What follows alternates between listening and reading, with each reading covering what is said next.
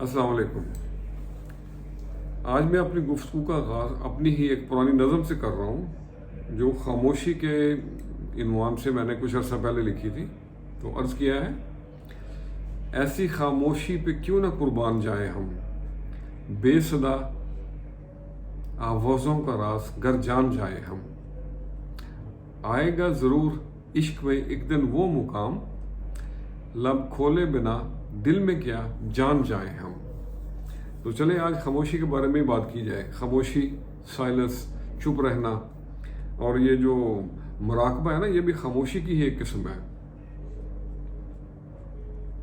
بعض اوقات ایسا ہوتا ہے کہ خاموشی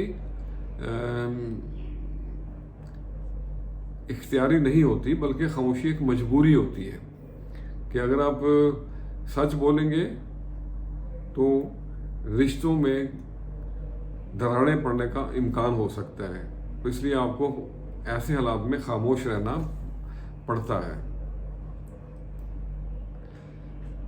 خاموشی کے بارے میں بہت سی احادیث بھی کوٹ کی گئی ہیں، تو ان میں سے ایک تو میں آپ سے بیان کرتا ہوں۔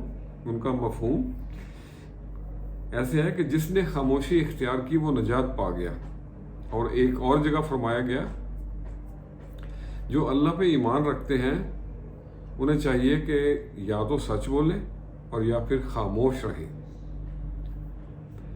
اور اسی طرح حضرت علی کی بھی ایک کوٹیشن ہے کہ ہر انسان کا کردار اور اس کا اخلاق اس کی زبان کے پیچھے چھپا ہوتا ہے۔ اللہ اکبر۔ مولانا سعدی نے بھی ایک جگہ پہ خاموشی کے بارے میں بیان کیا تھا کہ میں آج تک اپنی خاموشی پہ نہیں پچھتایا، جب بھی پچھتایا ہوں اپنے بولنے پہ پچھتایا ہوں۔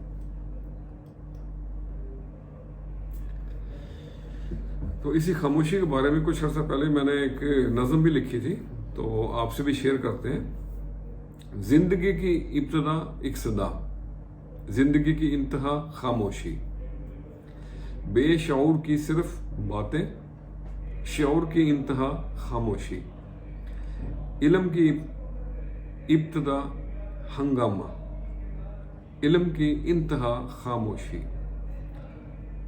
عشق کی ابتدا رسوائی، اور عشق کی انتہا خاموشی۔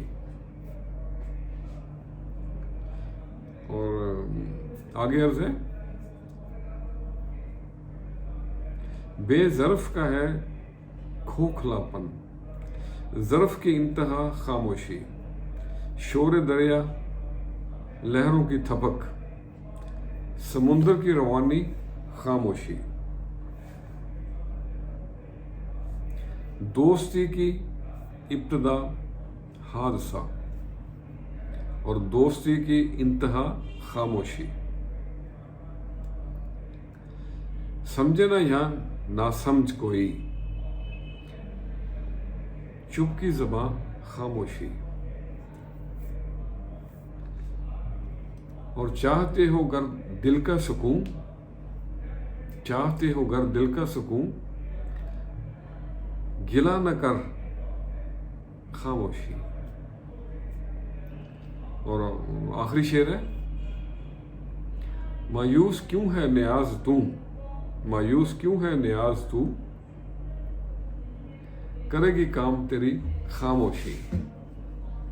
تو خاموشی کے بارے میں بہت کچھ لکھا جا سکتا ہے، بہت کچھ پڑھا بھی گیا ہے، بہت کچھ لکھا بھی گیا ہے، لیکن ایک دو باتیں اور خاموشی کے بارے میں آپ سے کریں۔ خاموشی جو ہے نا، وہ بہادر لوگوں کا ایک ہتھیار ہے جو لفظوں سے کسی کو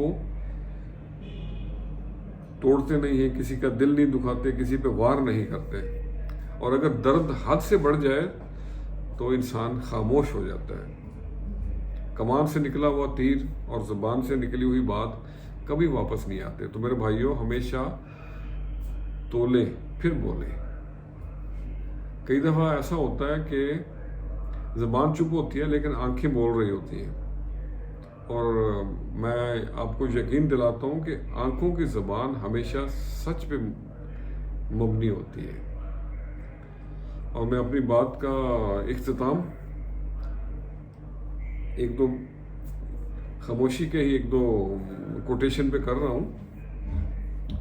خاموشی جو ہوتی ہے نا وہ بے وجہ نہیں ہوتی. کچھ درد ایسے ہوتے ہیں جو آواز چھین لیتے ہیں. آواز تو چبھتے ہیں نا، لیکن خاموشی بعض اوقات انسان کو مار دیتی ہے.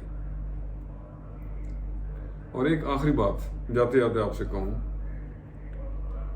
اپنے خلاف جو باتیں آپ ارد گرد سے سنتے ہیں نا، بالکل خاموشی سے سنیں اور خاموش رہیں، اور ان کا جواب وقت کو دینے دیں. خوش رہیں اور سب کے ساتھ آسانیوں کا سبب بنیں. السلام علیکم.